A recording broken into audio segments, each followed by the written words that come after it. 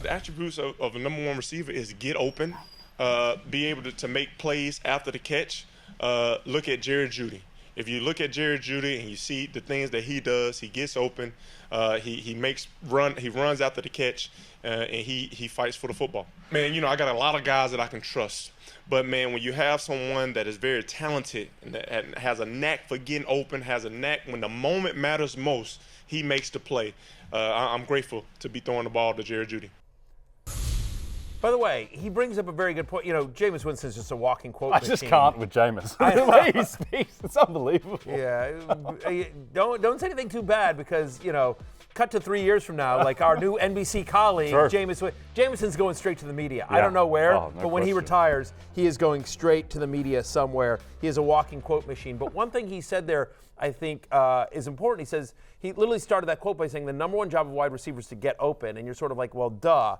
But I actually, targets are earned, right? That's the point. There's a connection there with Jeudy and Winston. He is earning targets from Jameis Winston. Since Jameis became the starter, Jerry Jeudy is fourth in the NFL in receiving yards per game.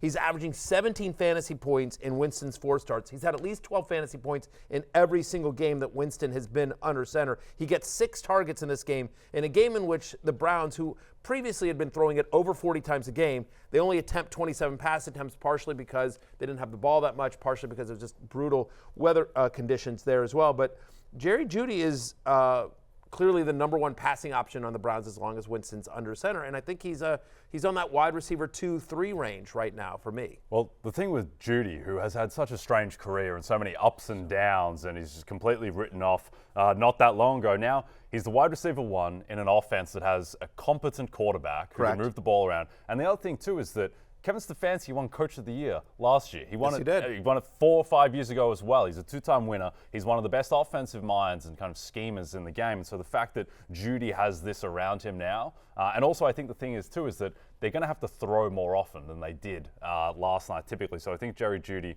very viable to your point, kind of wide receiver. And by the way, and they have Nick Chubb back, which even though Nick Chubb hasn't been super efficient, he gives them a threat that they didn't have with Jerome Ford as their lead and Deontay Foreman and some of these guys. So it's a more complete offense. And there's a little bit of, I think it's partially Jerry, I think it's partially Jameis. It's partially the fact they're 3-8 on the season.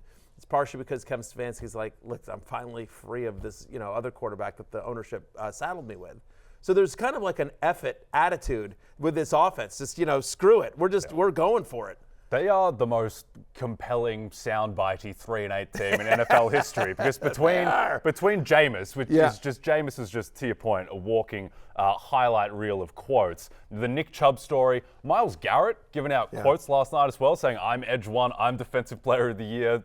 Wait your turn. TJ Watt, he's on fire. Stefanski's a great personality.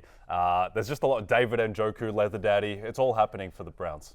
With Deshaun Watson off the team, they're an easy team to root for. Yeah, no, for sure. No, I mean, seriously, like if you don't like the Browns, it's because you don't like Deshaun Watson, which I get, believe me. But with Deshaun Watson out of the picture, they're an easy team to root for in terms of a lot of these guys as well. I love me some Club said.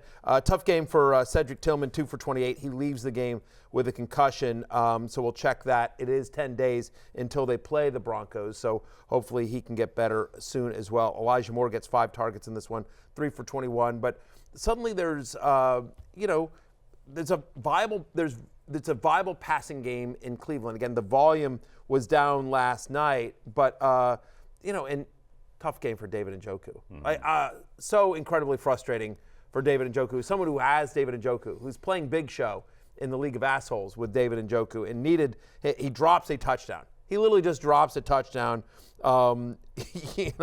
Blake Whitehart and Jordan Akins both get 2 big catches, which should have gone to David Njoku. He did catch the 2-point conversion, to sort of salvage his day a little bit, but tough day at the office for him.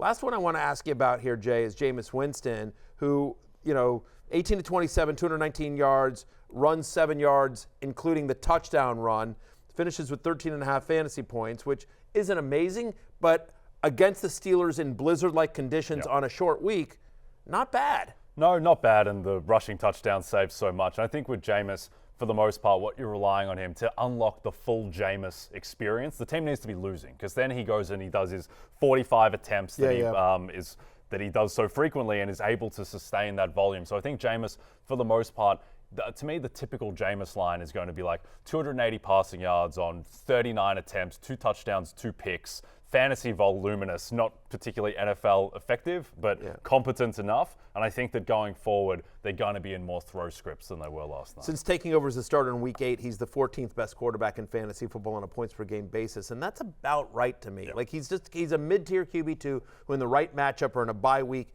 can be used, again, at Denver, at Pittsburgh, home to Kansas City. It's not until at Cincinnati where you feel like you might feel good about it. Again, as you look at the upcoming schedule here, Week 16, though, at the Bengals on Sunday Night Football. Week 17, home to the Dolphins. So he could be very viable during the fantasy playoffs.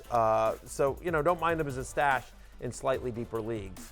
Hey, it's Matthew Berry from NBCSports.com and Rotoworld.com. And I want to thank you so much for watching whatever it is you just watched.